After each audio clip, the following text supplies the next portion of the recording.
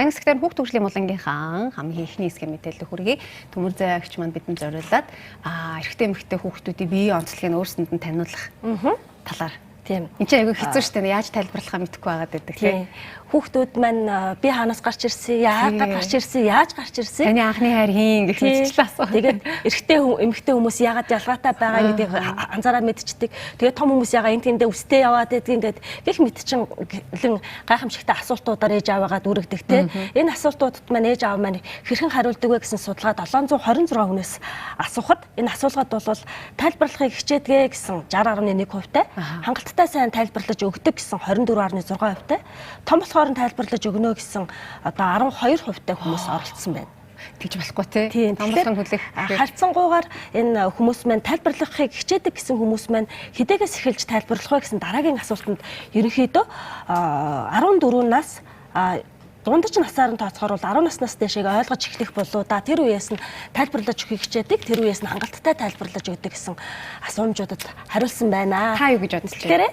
Тэгэхээр ерөнхийдөө шинжлэх олон улсад ерөнхийдөө энэ хүүхд хүмүүжлийн арга зүйд бол ээж аваадад бол хүүхдийг 2 настайгаас нь эхлээд хэн болохоос нь эхэлж тайлбарлаж авна. 2 наснаас эхлээд хүүсийн боловсролын тухай танин мэдхүй ойлголтуудыг нас идэвхүйн онцлогтод тохируулаад хүргээд ахад болно гэж үздэг. Хөрхийн тийм. Хоёр гэдэг чинь бидний хувьд бол нэлээд эрт юм шиг санагдаж байна. Тэгэхдээ үгүй байна. Гэхдээ нас идэвхүйн онцлогтод тохируулна гэдгээрээ явж байгаа тийм. Тэгэхээр ой гарантаагаас эхлээд 2 настай хүүхдүүд маань ерөөхдөө өөрийнхөө эрхтнүүдийг танилцуулж эхэлдэг тийм. Өөрийнхөө эрхтнүүдийг эхлээд нь танилцуулна. Өөрийнхөө бүх эрхтнүүдийг хүүхд нэрлээд эхэлждэг штэ тийм. Тэгж яхтаа арай нөгөө эмэгтэй хүүхдээс ялгаатай эрхтнүүд нь гараад ирнэ. Тэрийг нь бас таниулж мэдүүлнэ. Дараад нь эмэгтэй хүүхдийн бие эрхтнүүдийг танилцуулна. Энэ дээр зурган дээр өөрснийхөө танилцуулж явах явцдаа ялгаатай байдлыг олж харах хэрэгтэй гэж үздэг юм байна. За ойлгомжтой. За дараагийн удаа бол хүүхдийг болохоор аль болох ялгаатай эрэгтэй эмэгтэй хоёр бол бие физиологийн хувьд бол ялгаатай байдал байна, хүүсийн хувьд бол ялгаатай байдал байна гэдгийг харуулахын тулд одоо хүний биеийн одоо маш олон төрлийн номнууд байдаг. Энэ бол ерөөсөө насанд нь тохирсон номнууд байгаа. Энэ дээрээс хэдэн настай хүүхдтэй вэ? Энэ ерөнхийдөө бага насны бүр балчаа наснаас эхлээд явж байгаа 6 нэмэх гэж явах хэрэгтэй. 6 сартаагаас нэмэх гэж явж байгаа. Тийм. За түүний дараагаар хүүхдүүдтэйгээ ой хагастай болцсон л бол амтны үр төлтэй номнуудтай сайн танилцуулж байгаа. Амтны үр төлтэй. За яагаад амтны үр төлийг харуулж яана гэхлээр амтнаар дамжуулж нөгөө хүүхд хэрхэн төрдгийг тайлбарлуулж ойлгуулах гэдэг. Үр төл яаж бий болдгийг, хүүхд яаж төрж болдгийг бэ гэдгийг хамгийн түрүүнд ойрхон амтнаар дамжуулж бага насны хүүхдүүдэд ойлгуулах юм байна. Гэхдээ өөр байдгүй. Тий өөр байдаг. Амтан болгоны онцлогоос өөр. Тэгэхээр эхлээд нь үр төлүүд гэдэг маань би энэ үр төлүүд амттад ч гэсэндээ үр төлтэй байдаг гэдэг ойлголтыг 2 настай хүүхэдтэй бол хамгийн түрүүнд ойлгуулж их хэрэгтэй юм байна. За тэгээд 3 настай хүүхэд болоод ирэхээр дотор хувцас өмсөх хэрэгтэй гэдэг. Дотор хувцас ерөнхийдөө тайлж идчихэл том хүмүүсийн дэргэд ингээд яваад байдаг шүү дээ тий. Дотор хувцас гэдэг зүйл маань ямар үн цэнтэй болох эрэгтэй эмэгтэй хүүхдүүдийн дотор хувцас маань яагаад юугаараа ялгаатай болох гэдгээр нь тайлбарлаж өгөөд одоо жишээлх юм бол энэ бол хүүсийн боловсролыг 2-оос 3 настай хүүхдэд олгох дасгал ажил байхгүй юу? Энэ дээрээс эрэгтэй хүүхд бол чамд ямар одоо дотор хувцас таалагдж байна. Тийм байдлаар нь өөрөө ялгаж олоод будах юм. За. Охтууд бас ямар ямарыг нь сонгоод яаж будах нь энэ ч бол ялгаа харагдаж байна уу? Харагдаж байгааз энэ ялгааг нь олоод будаж өгнө. Тэгэхээр эрэгтэй хүн, эмэгтэй хүн дотор хувцас өмснө энэ ч гэсэндээ ийм ялгаатай юм байна гэдгээ хүүсийн боловсрол, бэлгийн боловсролын анхан шатны ойлголтууд яваад эхэлж байгаа. Тэгээ бид нар нөгөө хөвгүүдийгээ илүү нэг дотор хувцас өмсгөө шаардаад байдгүй ажиглагдаад байдаг шүү дээ. Охтуудыг төлөхөө өмс гэж эмэгтэй хүүхдээ чи бандашаа өмсчи, бандгаа өмсчи гэл те харин банд нар бүсээ гарах зүйл байгаа явж байгаа. Ялгаагүй энэ хүүхдүүд маань дотор хувцас өмсөн. Дотор хувцсыг яагаад зааж байгаа юм бэ гэхээр хамгийн нанд нь тэр зүйлийг одоо хүн болгонд харуулдаггүй байх хамгийн чухал зорилго бас яваад байгаа те. Тэрийг яаж ойлгох вэ? Энэ дотор хувцас өмсөх хэрэгтэй гэдэг. За дотор хувцас өмсгүйгүйгээд байгаа хүүхдүүд зориулсан ном байдаг. Тийм үү яа. Тэгэхээр энэ араа энд ерөөсөө энэ амьтад байгаа байхгүй юу? Ерөөсөө энэ дээр дотор хувцас өмсөхгүй муучгаа байна. Дотор хувцас энэ ч өмссөн байгаа. За ингээд дотор хувцас өмсөх ямар гоёыг ингээд дотор хувцснуудаа гой онцлогуудыг гаргаж ирээд эдгээр ингээд дотор хувцас өмсөд баярлж байгаа байдлаар харуулсан номнууд байгаа. Нараа эдгээр дотор хувцасгүй байгааз. Тийм байна. Тэгээд дараад нь ингээд дотор хувцас өмсөх энэ бас дотор хувцасгүй байгааз. Тэгээд дотор хувцс өмсөх хичнээн гоё жаргалтай байгааг ээж аав нь харилцан ярилцаж болохын яг 2-3 настай хүүхдээ настгүй онцлогтон тохирсон бас номууд байдаг. Энэ номуудыг эрэлхийлээд дотор хувцс яагаад өмсөх ёстойг тайлбарлаж өгнө. Энэ үедээ одоо энэ нандин эрхтнийг нь хүмүүс харж болохгүй. Тийм учраас дотор хувцс ариун цэвэр сахих үднээсээ илүүтэйгээр энийг нь тайлбарлаж өгөхөөр ойлгодог. Мөн 2-3 наснд нь хүүхэд маань настай хүмүүс маань хөвгүүдийг тамхилаад байдаг те. Тийм тамхилдаг үзэгдлийг бол болох хэрэгтэй. Хин дурын хүн өөрийнх нь тэр нандин эрхтэнд нь ойртой дэж болдоггүй. Тийм учраас хин нэгэн өхөөрдөө тамхилж байгаа зүйлийг бол хүүхд ингээд багаас ингээд тамхилуулаад байвал зүгээр дурын хүн тэр нандин эрхтэнд нь хүрж байгааг 5 настай 6 настай болцсон хэрнээ тэрэг одоо ичдэггүй тэ хүмүүсийн дэргэд одоо гаргаад шээжэдэг тийм ээ. Тийм болохоор тэр зүйлийг бол багаас нь сайн анзаараад болох хэрэгтэй. За энэ чинь зүгээр шүү дээ. Бид нар одоо юу гэдэг яг нэг уламжлагдаж ирсэн ёс биш юм шиг хэрнээсээ нөө бичигдээгүй тийм нэг ёс жимшгээр хүлээж аваад байдаг ш тамхилах гэдгийг. Ерөнхийдөө уул нь бол тамхилах маань цаад эргэтнийхээ хувьд нөгөө нэг шамлах дээрээ ер нь бол ач холбогдолтой юм байлээ. Эрт үеэс бол одоо шинжлэх ухаан хөгжсөн үед бол тэгж болохгүй. Тэгээ шамлагч нь бас тийм байсан байна. Учир жанцантай байсан юм байлээ. За тэгээд хүүхдэд маань одоо дотор хувцс яагаад эрхэм болохыг тайлбарлаж 2-3 наснд нь тайлбарлаж өгнө. За 2 хүртэлх наснд нь өөрийнхөө эрхтнүүдийг танилцуулж өгнө. Эсрэг үүснийхээ хүүхдийн эрхтнүүдийг танилцуулж зурган дээр ажиллана. За одоо тэгээд 3 настай болсон хүүхдүүдтэй хамгийн их ярилцах зүйл нь яагаад гэвэл 4-5 настайгаас эхлээд би яаж төрсөн бэ? Би хаанаас гарсан бэ гэж 3-4 наснд асуудаг те. Ээжүүд маань дийлэхдээ хүүснээс гэж хариулцдаг те. Гэтэл хүүс маань чамайг хоолж исэн зүйл шүү гэдгийг хариулаад тэгээ хамгийн нандин дурсамж болох аав ээжүүд маань хүүхдийн ээхоныхоо зургийг хадгалж авах хэрэг. Ээхоогоор харуулсан. Тэгээ ээжийнхаа гидсэн дотор чи ингэж хайрлагдаж байсан гидсэн дотор байхдаа энэ хүүсээр дамжуулж хоолоо идчихсэн гэдгийг нь 3-4 наснд нь ойлгуулад хүүхдтэй юм дурсамжийн альбом бүтээгэр. Өөрөөр хэлэх юм бол энэ дурсамжийн альбомыг бүтээснээр хүүхд маань би ямар үн цэнтэй вэ гэдгийг мэднэ. Эцэг ихтэй гэр бүлтэй үнцэнтэйгээ харах нь. Тийм дээрс ингээд бүр өөрийнх нь бүр яриа байх үеийн зургууд те яаж хэрхэн яаж усанд орж байсан хэрхэн яаж том болж байсан тийм ээ. Энэгээрээ өөрөлдөх юм бол би баг бахта ямар байсан ямар одоо байдлаар ээжийнхээ гидсэн төсч торисон ийм жоохон байсан ээжийн гидсэндээ би ингэ байж байсан юм байна. Яаж хоолж байсан гэхээр хүүсээрээ хоолж байсан гэд 3-4 наснд ингэ ойлгуулж байна. Тэгээд 4-5 наснд хамгийн нарийн яриараа орно. Ягаад гэвэл 4 бас 5 настайгууд нь би яаж төрсөн би хаанаас чи яаж гарсан бэ гэж бүр айгүй нухацтайгаар асуудаг үе учраас энд нь хэрхэн яаж ойлгуулах талаар 2 дугаар хэсэгт ойлаа орох уу. За тэгээ. Би бас өөрийгөө бодчихлаа.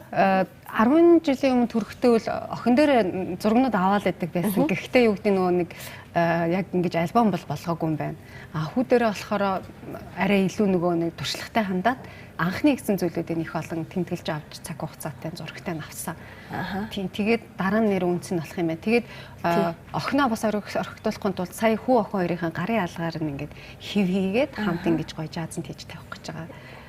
Тэгэхээр яг нөгөө үнцнийг мэдрүүлэх зүйлүүд энэ байж болох юм эрхэм хүн бэ гэдгийг нь бүр ингээд ээж хаа гидсэнд байж хас эхэлж ингэж хайрлагдсан гэдгээс нь тайлбарлаад ирэхээр хүн өөрийгөө хамгийн эрхэм гэдгийг ойлгох нь хүүсийн боловсрал, бэлгийн боловсрал дээр цаашдаа өсвөр насруу яриад ирэхээр айгүй чухал байдаг.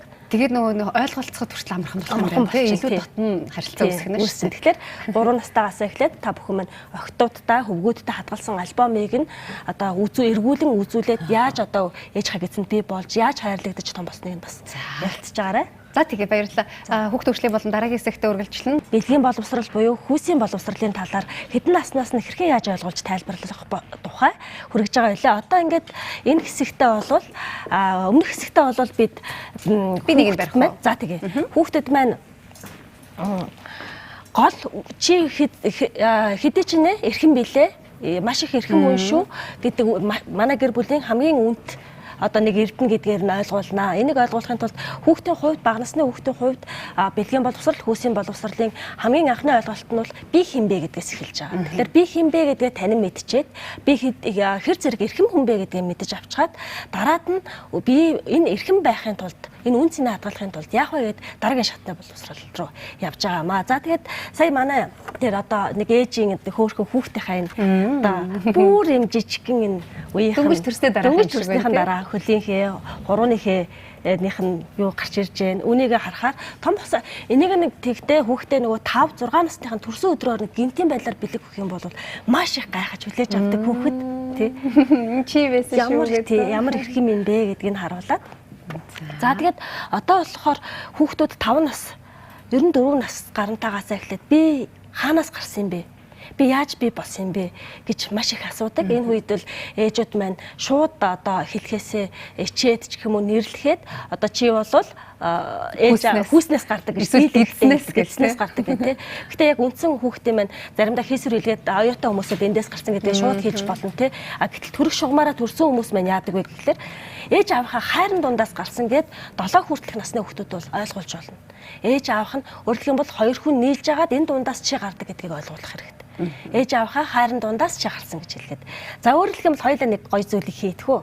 За хонгороо ээж нь би аав. За ээж аав хоёр нь байлаа. Ээж аав хоёр нь би энийгээ хайрлаад. Ингээд ээж аавынхаа хайрын дундаас нь ийм хөөрхөн ногоон гарч чи гараад ирсэн. Ингээд өөрөлдөх юм бол ээж аавынх нь хайр байж чи гарч байгаа. Чи бол ингээд өөр нэгэн ертөнц өрмөц төрөх. Ээжтэйгээ ч төстэй зүйл байгаа, аавтайгаа ч төстэй зүйл байгаа. Гэхдээ чи аав ээжийнхээ хинтэн заавал яг адилхан байх албагүй. Ингээд чи өөрөөрөө байх хэрэгтэй. Ийм өрмөц нэгэн ертөнц шүү гэдгийг ийм маш амархан аргаар ойлгож болно.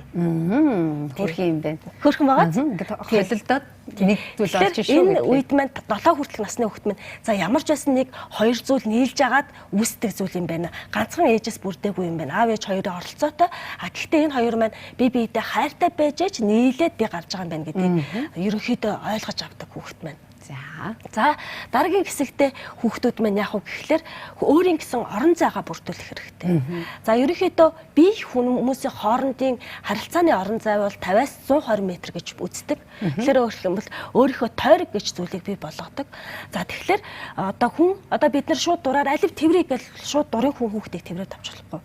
Тэгэхээр би чамайг тэрвэрч болох уу гэдэг асуултуудыг дандаа асууж агаад одоо жишээлх юм бол би одоо эгчийнхаа дүүгийнхаа хүүхдийг ч юм уу шууд алив тэрвэрийг гэдэг ингээд шууд тэрвэр. Эгчин чамайг тэрвэрч болох уу гэдэг асуултыг тэр би хүний хүндэлж байгаа гэдгийг ойлгол. Тэгээ тэр хүн зөвшөөрөх юм бол тэрвэрнэ те. Зөвшөөрөх юм бол үнсэн. Энэ соёлыг багаас нь бид нар түгээх хэрэгтэй. Мөн дээр нь аав ээжүүд маань хүүхдээ гэр бүл дотор нь үгүй гэж хэлүүлж сургах хэрэгтэй. Ээж аавд нь өөрөө хүүхдээ дургүй байгаа зүйлээ ээж аавдаа илэрхийлэхээр хүүхдээ ээж аавд маань юу гэдэг вэ? За одоо эцэг хийхээ өмнөөс том юм цар хийгээд гэж хэллээ гэд. Тэгэхээр гэр бүл дотроо үгүй гэж хэлж сураагүй хүн гудамд гараад үгүй гэдгийг хэлж чадахгүй. Тэр том хүнээс танихгүй хүнээс айгаад тэр хүн юу гэж хэлхийг даган дуурах магадлал их байгаа. Тэгэхээр хүүхдийн өөрийнх нь тойргийг үнэлэх хэрэгтэй. Өөрийнх нь үн цэнийг үнэлэх хэрэгтэй. Тэгэхээр нэг хүүхдийн хувьд бол нэг алт хэмжээний зай бол ерөөхдөө алтаас дохой тэгээд метр гарантай хэмжээ бол хувь хүний бие хүний тойргийн хэмжээ. Энэ хэмжээнээс дотогшоо орохын тулд тухайн хүнээс заавал асууж агаад орох хэрэгтэй гэдгийг нь ойлгох хэрэгтэй. За Тэгэхээр 7 хүртэлх наснд маань хүүсийн боловсралтай хамаатаагаар миний биед хэн яаж хүрэх ёстой вэ? Миний зөвшөөрлөлтөөр хүрэх ёстой гэдэг ойлголтыг нь маш зөвхөн нэ тийм ээ. За хоёулаа энэ барьсан байгаа зүйл маань болохоор за энийг ээж аавууд маань хүүхдтэйгээ гэртээ хийхдээ бол жижигхэн цаасан дээр одоо зургийг авч агаад хурж олно. Тэгээд энд надад ийм дасгал ажлын стикерүүд байна. За хүүхдтэйгээ эхлээд нь болохоор чиний биед танихгүй хүн одоо ээж аав нь бол чиний хамгийн эрхэм хүмүүс учраас чамаас асууж байгаа төрж болно. Танихгүй хүн чиний бие дээр шууд хурж болохгүй хэсэг юу вэ? Чи хаан ч хүрхийг зөвшөөрөхгүй байх байгаад эхлээд нь туршилт маягаар асуу. Өөрөөс нь асуу. Тий асуу. Тэгэхээр хүрхийг хүсэхгүй байгаа газар чи хаана вэ гэдгээ хүүхдээ энэгээр наалгана. Дараад нь хаан ч хүн дураараа хурж болох вэ гэдэг дээр энэ ногооноор наалгаад үз.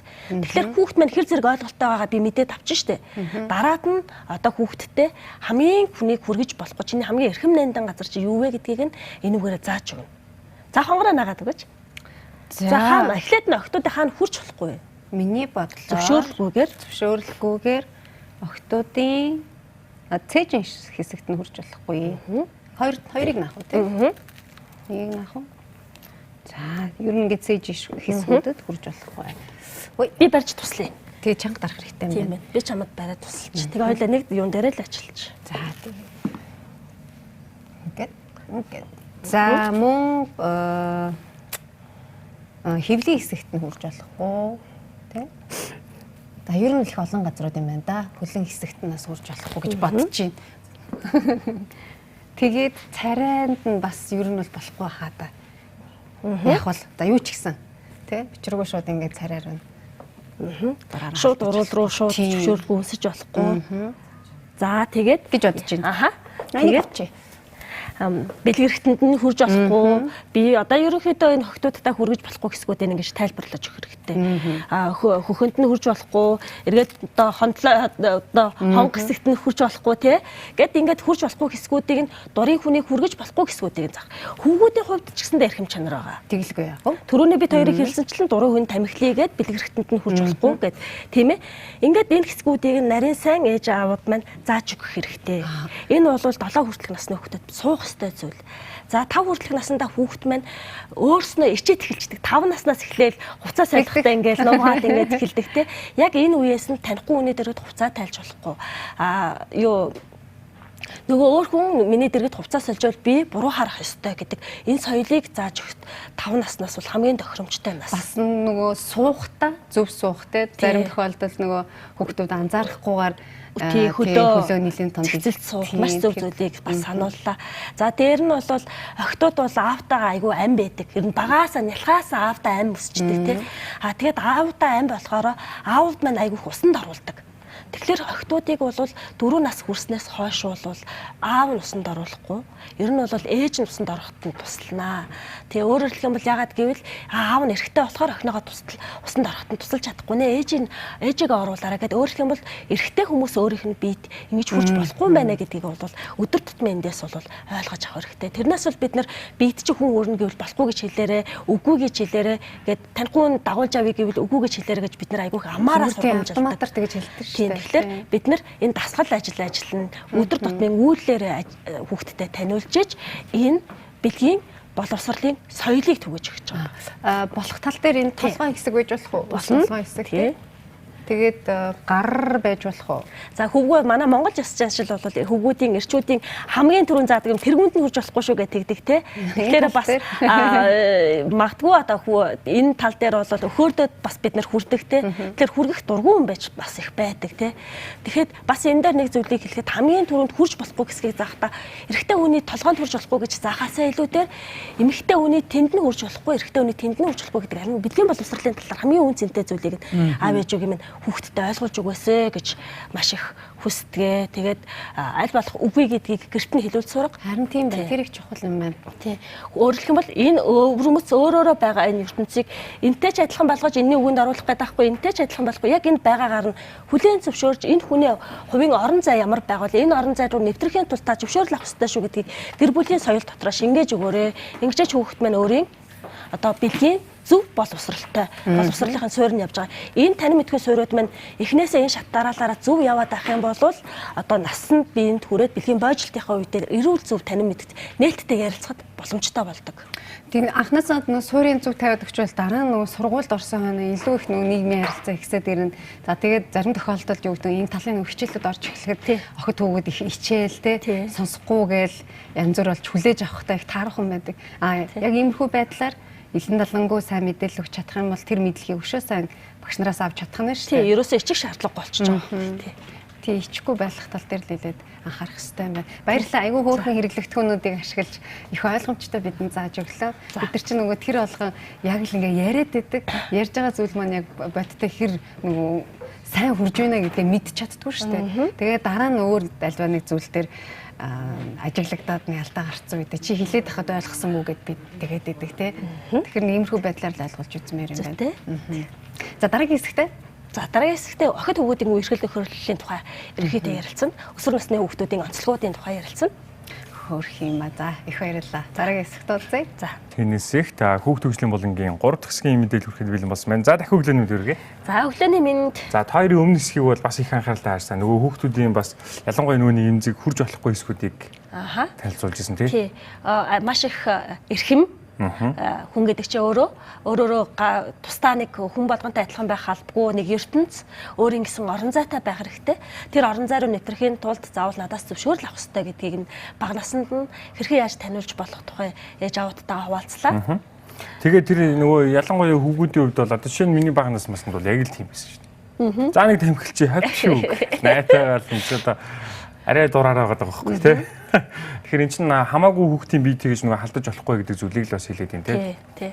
За одоо энэ хэсэгт болохоор болохоор ерөнхийдөө өсвөр насны хүүхдүүдийн одоо шилжилтийн насны үеийн онцлог, за тэдгээрүүдийн хайр дурлал, үерхэл нөхөрлөл, бэлгийн боловсролын тухай ээж аавуудтайгаа хуваалцъя. Ерөнхийдөө манай төвөөс ер нь их хаалттай шүү дээ. Хаалттай, маш их. Ялангуяа одоо шинэ би юу санаад нөгөө охтуудтай үерхээс хоорхоол хаягдаал одоо юу гэдэг нэг сэтгэл санаагаар унахаараа эцэг ихтэй ч юм энэ талаар бүр нэг ч үг дуурдггүй. Найз өхөнтэй байлаа гэж бодоход найз өхөнтэй гэдгээ хэлхээс хүртэл имиж айдаг ч юм уу. Хуваалцдаг байсан бол чамд илүү төхөн байсан болов юу? Тий, гэхдээ манай ээж бол ер нь их нээлттэй юм. Би харин их азтай гэж бодоод байдаг шүү дээ. Чиний үг юм бол ээж болохоор надтай бүр ингэж бүх зүйлээр нээлттэй харьцдаг. Миний хүүхд ийм зүйл тохиолдвол надад хамаагүй хэлээрээ. Ийм байвал ингэж хэлээрээ гэдэг. Тэгээ сүүлдээ би бүр одоо ээжтэй үгдгийг найз өхөнтэй юм авах гэсэн юм аа гэмэн гэж. За тэгвэл эрхээгийнхээ ээжид үнэхээр их талархлаа гэж хэлмээр байна. Яагаад гэвэл ийм судалгаа байдаг. Өсвөр насны хөвгүүдийн хувьд, ялангуяа хөвгүүдийн хувьд олнуулаа найз нөхдөөрөө байхдаа одоо хулгай хийх, нууцаар машин барих, тэр битгэл бэлгийн харилцаанд орох тийм өдөөлт нь маш их байдаг гинэ. Ерөөсөө олуулаа байхдаа тэр нь бүр илүү их өдөөлттэй байдаг. 15-аас 19 насныханд тэр тусмаа маш их байдаг гинэ. За тэгэхээр харин энэ эрсдэлт алхам руу орохгүй байх тохиолдол нь аав ээжтэйгээ нээлттэй байсан хөвгүүд 50% нь ерөөсөө энэ эрсдэлт алхам дээр оролцдоггүй юм байна. Аав ээжтэйгээ хаалттай байсан хүүхдүүд бол олуулаа байхдаа энэ машин хулгай их, олуулаа их одоо бүр одоо бэлгийн харилцаанд тохиолдлоор орох ч юм уу те энэ эрсдэлт алхмыг хийх магадлал маш их өндөр байдаг. Тэгэхээр ээж аавууд маань аль болох багаас нь хүүхдтэйгээ энэ тал дээр нээлттэй байснаар энэ эрсдэлт алхмууд руу хүүхдээ алхмуудаас хамгаалж байгаа гэсэн нэг төрлийн маш зөв зүйл байгаад байгаа. Тэгэхээр нээлттэй байх хэрэгтэй л гэсэн үг юм. Нээлттэй байх хэрэгтэй. Тэгэхээр манай энд болохоор дэлхийд бол ерөнхийдөө 15-аас 19 насны охтуудын нас баралтын гол шалтгаан нь өсвөр насны жирэмсэл болж өгдөг юм байна л да. Тэгэд манай дэлхийд бол 16 сая хүүхэд өсвөр наснда жирэмсэн болд юм байна. 15-аас 19 наснда. Тэгтэл манай Монголд бол 3500 орчим охид өсвөр наснда жирэмсэн болж байгаа юм байна. Тэгэхээр өөрөлдөх юм бол энэ талын мэдээллийг өөрөлдөх юм бол охтууд яагаад жирэмсэн болохын өөрийнхөө эрхэм нандин зүйлийг яаж хамгаалахын гэдгийг бол бага наснаас нь сайн ярилцаж өөрийг нь маш үнцэнтэй байлгах хэрэгтэй гэж. Бага хуамтай улс орны хувьд бол 3500-аас өндөр тоо болоод ирж байгаа. Тэгээд манай байгууллагаас бас дараагийн графикаас гараад ирэх бах. Тэгэхээр хоёулаа ярилцъя. Тэгэхээр өсвөр насны охтуудын хувьд бол онцлог нь бол ерөнхийдөө дэлхийн эрүүл мэндийн байгууллагаас 10-аас 19 насыг өсвөр нас гэж үздэг. Дийлэнх тохиолдолд охтуудын шилжилтийн насны онцлог бол 10 наснд илэрдэг. Хүүгүүдийнх бол 11 наснаар дунджаар илэрдэг гэж үздэг юм байна. Хүүгүүч арай хойно байгаа гэдэг тийм. Бэлгийн одоо шинэ юу гэдгийг яг энэ хөгжил нь болохоор арай жоохон хойно гэж нэрлэсэн шүү. Ажиглагддаг. Охтуудын болохоор нэг жилийн өмнө 2 жилийн өмнө ажиглагдаад эхэлждэг. За их калорилог хоол иддэг, их одоо том биетэй охтуудынх магадгүй өмнө ажиглагдах боломжтой. За мөн бас нэмэлт хүнсний нэмэлт бүтээгдэхүүн одоо тэр витамин энэ өгөхдөө бас сайн эмчийн зөвлөгөө энэс үндэслэж харахгүй бол өсвөр насны шилжилтийн насны онцлог бүр дэлхийн эрүүл мэндийн байгууллагаас тогтоосон дундаж наслалтаас илүү өмнө илрээд байх тохиолдолд бас ажиглагдсан. 10 жилд нөгөө хүүгүүдээс өндөр байдаг ш тогтоод чинь бага ангидаа ч юм уу те алхах ангилууд өнгөж орж ирсэн үеч ч юм их өндөр байгаад байдаг. Тэгээд харин төгсгийн авдад хүүгүүд нэлээд өндөр болсон байгаад байдаг те. Тэгээд одоо манай Монголд бол нийтдээ одоо энэ бол цөөхөн 275 хүүхдээс охтуудаас авсан судалгаа байгаа. За эмэгтэй хүн хизээж жирэмсэн болох боломжтой вэ гэдэг дээр бол 62.2% нь бол сарын тэмдэг эхэлснээс хойш гэж мэдж байгаа. Харин хамгийн эрсдэлтэй буюу судалгаанд оролцсон 5 хүүхэд дутмын нэг нь 18 нас хүрчээ жирэмсэн болох. Энэ ямар буруу ойлголт вэ? Тий, энэ буруу ойлголтоос болоод өсвөр насныхны жирэмслэлт гэж зүйл чинь маш их гараад байна. Тэгээд эндээсээ одоо өсвөр насных нас баралт бол жирэмслэлээс дэс болж байгаа гэдэг. Энэ чинь бүр би 18 хүрж ижил жирэмсэн болно л гэсэн тийм ойлголт яваад нэсв шүү дээ. Тий. Зөв ойлголттой хөгтөл 62.2% буюу сарын тэмдэг ирснээс хойш жирэмсэн болох магадaltaй гэдгийг ээж аавууд маань гэр бүлийн орчинд энийг бол таниулж өгөх эрхэм үүрэгтэй юм шүү гэдгийг нь сануулж хэлэх гэсэн юм аа. За тэгээд дараад нь охтуудын тий маш өндөр. Охтуудын хувьд болохоор одоо гооцын хувьд өөртөө хит итгэлтэй болох эсвэл хит итгэлгүй болох үе нь байгаа. За одоо хийжсэн зүйлдээ эсвэл дургу эсвэл огцом тууштай дуртай болох үе байгаа. Хүүхдээ энэ үед нь аав ээж яах вэ гэхээр нэг гараараа нөгөө гараа бариарай. Аав ээжэд өөрөлдөх юм бол хүүхд маань өглөө айгуу сайхан ааштай басна өдөр өстө юунаас мэддэхгүй ааштай болоод ирэх үе байгаа. Тэгэхээр хүүхдүүдийн маань даавар нь ялгараа те дотоод шүүрлийн буталчирхай нэтвэгтэй ажиллаад мэдрэлийн тогтолцоонд нөлөөлөд ирэхээр хүүхд маань өөрөө өөрийнхөө хийж байгаа хүртэл хяналт хийж чадахгүй ногсон түргэн янз бүрийн барилгүй гэж ярьдаг штэ те тийм авир гаргаад байдаг учраас ээж аавууд маань хүүхдээ та таныг хүүхдж ойлгох биш та хүүхдээ ойлгож сонсох байдал руу шилжих хэрэгтэй энэ үед нь. За мөн дараад нь анхаарах зүйл маань охтууд хөвгүүдээ манай хүүхдээ айгүй шүрхээ 1 2 хүртэл сууж хичээлээ хийлээ гэж аав ээж минь одоо 6 7 8 9 дугаар ангийн охт хөвгүүдээ гайхдаг те магтдаг. Гэтэл охид хөвгүүдийн хувьд бол бидний хувьд тэр нойрны булчирхай шүн биднээс арай айжуу илрээд тийм ээ айжуу ялгараад арай айжуу нойр нь хүрдэг. Гэхдээ баг гэхэд 11 цаг гэхэд унтаад хүүхд маань дунджаар 8-9 цаг шөндө унтцсан байх хэрэгтэй гэдэг. Ингэжээч хүүхд маань нөгөө нэг сэтгэлийн хөөрл гэж зүйл нь бол тэнцвэртэй явагдах юм байна. Тэгэхээр өсвөр насныханд нойр чухлаа. Тэгэхээр 1 2 хүртэл кино үзэж тоглоом тоглох хичээл хийх үед нь та нойрных нь хэмжээ хязгаарыг зөв тавихад нь туслаарай. Яг эсрэгээр буруу ойлгоод идэх те. Энэ залуу хүүхдээ жиж ямар их хүнддэг ингээд гэтэл энэ ч нөгөө нэг одоо ингээд бүх зүйл нээлттэй бүх зүйл ингээд судлагдаад ирэнгүүт нээлттэй болж ирж байна л да. Би физиологийн хувьд гэх юм бол бага насны хүүхдүүдээс ахуулаад бүгд цаг нь бүр маш урт байдаг. Тэгээд томрох тусмаа ингээд баг болоод идэв те. Гайгуугаа таац тий. За энэ болохоор тэгэхээр одоо нөхөн үржигэн эрүүл мэндийн талаар мэдээллийг хаанаас авдаг вэ гэхээр дийлэнхтэй сургууль хичээл дээрээс авдаг гэсэн байгаа. Хамгийн сүүлийн байранд бол эцэг эхээс авдаг гэж. Хүүхэд болохоор тэгэхээр манайхан бол эцэг эхүүд бол хүүхдтэйгээ энэ нөхөн үржигэн эрүүл мэнд бэлгийн боловсролын бэлгийн харилцааны талаарх ойлголт бол бага яваад байна. Бэлгийн хамгаалтыг бол ер нь ярьчаад байгаа. Гэхдээ хүүхчин бэлгийн харилцаа гэж зүвээ эрсдэл нь юу вэ гэдгээ мэдчихэж хамгаалт гэдэг зүйлээ мэдэх хэрэгтэй тийм ээ. Тэгэхээр бэлгийн харилцааны талаарх бол энгийн ойлголтуудыг бол өсвөр насныхан бол 11 12 настайгаас эхлээд та бол ойлголцоод ярих хэрэгтэй. Номууд байдаг. Ер нь номууд дээр нь хамтдаа ярилцаад эхлэхэд болно. За охтуудын хувьд бол ерөнхийдөө би энэ сойцыг бас авчирсан. Өмнө нь бас энэ жишээгээр ярьжсэн, дахин бас ярьсан зүг байх гэж байна. Охтуудын хувьд бол чи хамгийн эрхэм зүйл ягаад үнцэнтэй байхыг ойлгоход хамгийн энгийн жишээ байдаг. Надад шин сойц байна. Банк хэрэгэлдэг сойц байна. Аялал жавхлаа банк хэрэгэлдэг энэ нэгэн сойц байна. Шин сойц байна. Хуучин сойц байна. Алиг нь сонгож угаах вэ? Алиг нь сонгож авмаар. За энийг 10 хүнээс асуусан 10 лаа шин гэж хэлнэ. Тийм ээ. Зээч хуучны хэлнэ гэж байна. Хин нэг нь угаасан одоо сойцыг. Тэгэхээр чи өөрөө эрхэм нандин байна гэдэг чинь өөрөө энэ шин сойц сонгогдохтой адилхан гэдгийг ойлгоход хүүхдийн одоо маш бүх зүйл эдсэнд нь хүртэл шингэж ойлгогддог. Өөрөлдөх юм бол үерхэл нөхөрлөл гэж байгаа. Би биедээ хайрлаж, дурлаж, хоорхоод үерхэж нөхөрлсөн гэдэг маань өөрөө заавал бэрхлэлийн харилцаанд орох зүйл биш юм шүү. Энэ маань одоо тодорхой хэмжээ хязгаартай нас биеинд хүрсний дараах ойлголт гэдгийг нь ээж аав маань эрхэн нэмдэн байх ёстой зүйлийг одоо шууд ярилцаж чадахгүй бол энэхүү жишээгээр ярилцаж ойлгуулаарай.